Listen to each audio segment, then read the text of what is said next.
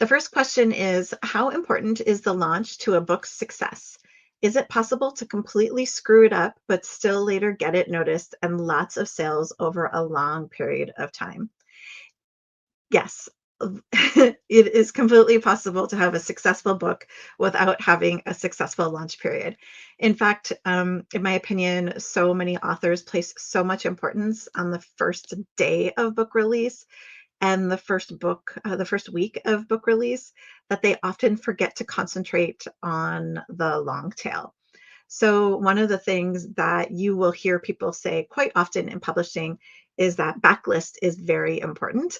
And they wouldn't say that if you couldn't have a successful book after launch. So, while it is important to have a good launch and get the book out there and let people know that it's for sale, the end of your book's life doesn't end a week after the book releases. The book's life is actually a long life. It's what we call a long tail.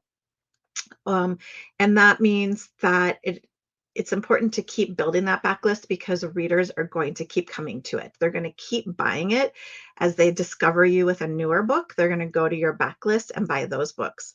Also, we have seen authors hit the New York Times or USA Today, Wall Street Journal bestseller lists with books that have been out for years. So I think Ruby Dixon is a good example of that. She hit the New York Times well after the first book was released. I know Lauren Dane has hit the New York Times after a book was released.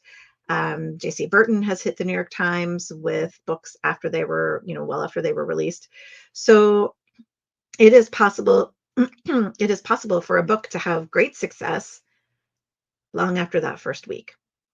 So don't put all of your like eggs in the in the launch bucket. Don't be like, oh, I didn't have a great launch, so nobody wants to read this book. That's not true.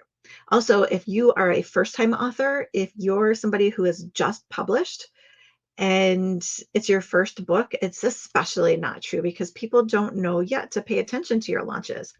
So for you, launches aren't probably going to be as important as that ongoing marketing, as that building that list, building the readership, letting them know that you're there. And those early books are going to become your backlist. And that's what readers are going to go back to as they discover you.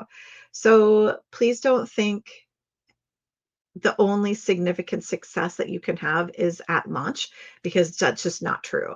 There's so much other opportunity for books. There's opportunity maybe if you're